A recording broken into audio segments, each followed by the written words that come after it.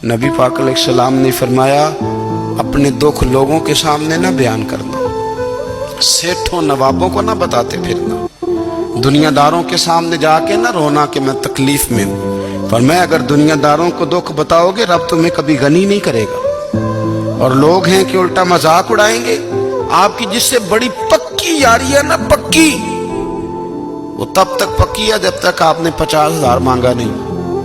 और जिस वक्त आपने कह दिया कि मैं मजबूर हूं मेरी मदद कर, तो फिर खत्म हो गई दोस्ती। लोगों के ताल्लुकात आपके साथ तब तक हैं जब तक आप उनसे कोई जरूरत वाबस्ता नहीं करते।